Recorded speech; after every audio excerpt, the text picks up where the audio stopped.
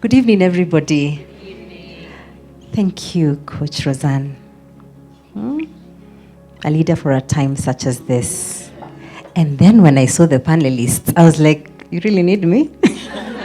I want to just say, each of you, it's just that I couldn't write notes furiously. Tonight, I have to just decompress the wisdom across and the beauty that I think comes from overcoming. So when you ask that question, and our MC was talking about engage, which was by far, I actually thought that was the hardest thing I'm going to do this year, but it's beginning to prove to not be. And I talked about being so ready to have children and then losing them as we went along. So we have 3 children in heaven and 2 that we're bringing up. And I think that intricate dance with life and death taught me that we can't really take things for granted. For a long time, I did work that I didn't feel was very meaningful, and I felt invisible, I felt lost, and then now you add on this other situation, which I thought was easy. In fact, I had friends who I think they just touch hands and they're pregnant, and soon they have children. I mean, you get married with a Rika, isn't it?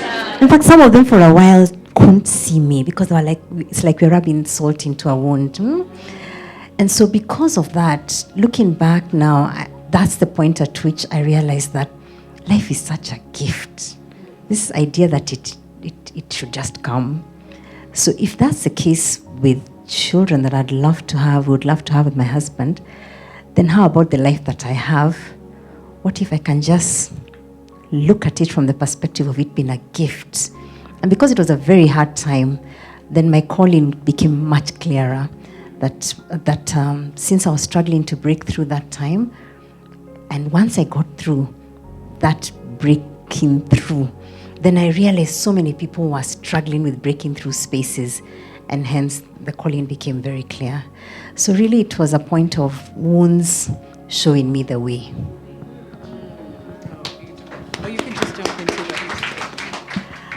So this idea of leadership and resilience, I don't know about you. I don't know how many weeks you think your life has. So I've been really thinking about how long is life, very connected to this. And I've been doing a bit of research. And can you imagine it's 4,000 weeks? And if you're 40, that's assuming an 80-year life. I would tell your friend how many weeks you have remaining. So for those of us who are that group of midlife opportunity, not crisis, yeah? Opportunity, probably 2,000 weeks, yeah? Now, when you break down life into weeks, in fact, I'm even feeling goosebumps. I've been praying and thinking about this. It's the first time I'm speaking about it. And it gets me to think about how we sometimes waste weeks. How was this week? Were you wallowing in self-pity? I mean, I was a little bit. Were you struggling with something that you're trying to achieve, to get through? And then somehow it's like that week you are in a trance. And so when I've started thinking that was 1 week, yeah. If there were 2,000 weeks, that's 199, huh? And then 1998. The idea here is not to make you depressed. No, that's not the intention. The intention is for us to truly rise, thrive, and to lead ourselves.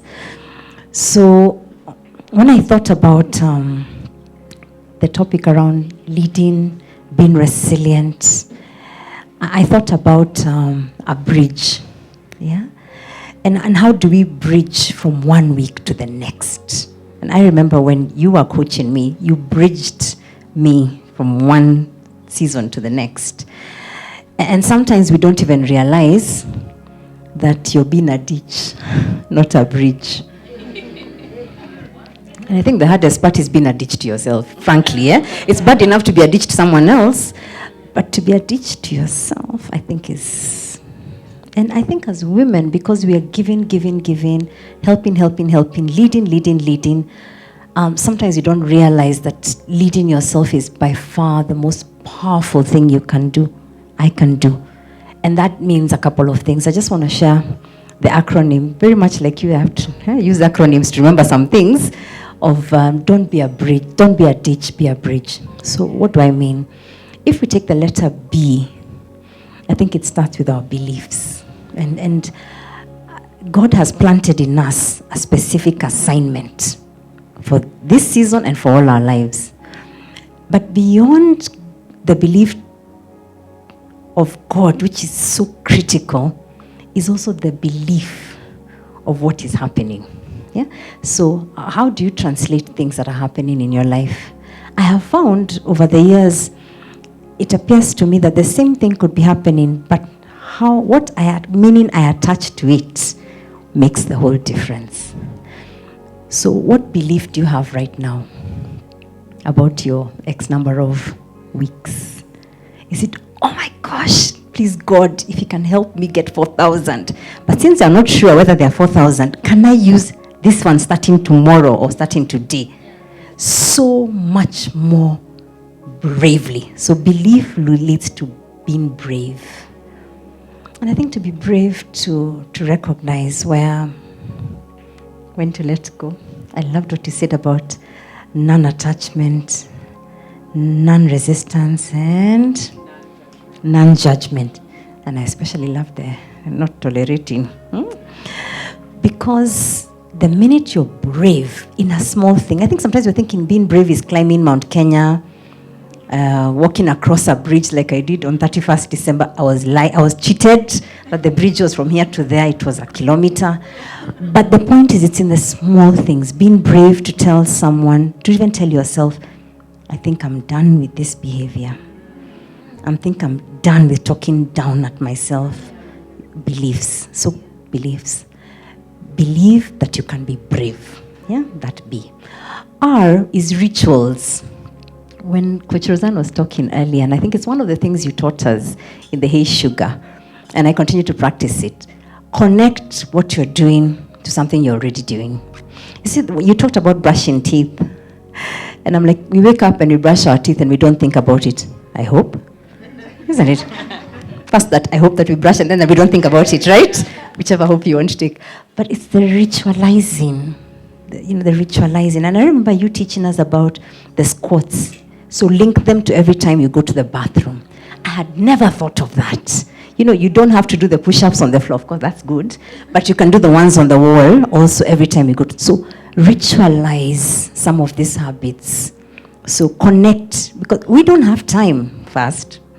But also, if we can bundle things together, if you look at this centerpiece, just look at it. It's bundled together, and that's where the beauty comes. So ritualize. And then I interrogate. Interrogate my bias. What am I biased about? Even just walking into a room, I feel a bit of an ambivert in between introvert and extrovert. And I was like, oh, sorry. Gonna meet new people. I'm going to, but maybe there's someone who didn't even show up because they're like, I can't handle. You see? So interrogate the biases that are preventing you from rising and thriving, especially if they are based on things people have told us about ourselves, things people have said that we have now determined to be gospel truth. How many gospels do we have, by the way? See, we have 4. So we cannot be writing a new gospel. Yeah, and I think that's the challenge. Sometimes we start to hold on to opinions and biases as if they're gospel truth. So maybe we can check that. B-R-I-D. Discern. I think there we really need the community. Because I may be seeing this issue is just like this. We're trying to take our conference to South Africa, and it's like another PhD, frankly. And one of the things I have learned in this couple of months is to seek counsel. And it's amazing how many people are willing to help us, contrary to what you might believe. Do you see how biases come in? So I remember calling a lady who's very senior in SA. We'd worked with her, and I told her, I want to seek your counsel. By the way, this thing of be my mentor, I don't know, stop it. Seek counsel. seek guidance, seek an insight, chances are you can have a 10-minute conversation that could change the trajectory of your life. So discernment has to do with realizing I don't know it, no matter what we have achieved, and choosing to be back to kindergarten, no matter how high we have risen. So discern, but don't just discern, decide, and then do. Because we can be busy collecting lots of advice. I love reading.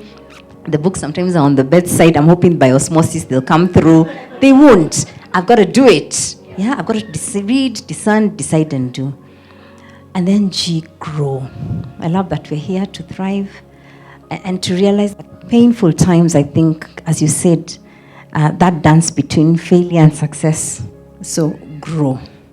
And I think sometimes we look at growth, and you taught us that growth is not only the kgs dropping off, the inches dropping off, it is even the behaviors you are stopping to do, the unlearning. And I find that I think is a lot more powerful than even the learning, because we only have X number of weeks, X number of hours, and the bandwidth to do a lot means we have to unbundle also, declutter, and learn so as to then learn. So that's G. And then the last one is elevate. Just elevate. Elevate your conversation. That one comes and says, why is this so painful? Let's unpack it, because you're always bringing up this. Maybe it's hurt you so much. How can I help you transcend from this? And elevating is ourselves, elevating others. And I think for me, to really respond to this question, I've been reflecting a lot on, it's 4,000 weeks. It's probably 2,000 and something, 3,000. My friend is turning 60-something in a couple of weeks. She's probably at 1.5. But I love the way she lives her life. And I think having the counsel of older women and younger women, as the Bible told us, is incredible. You know, I was listening to you, Sharon, and I just asked myself, quarter life crisis, I hope it was last week. Because,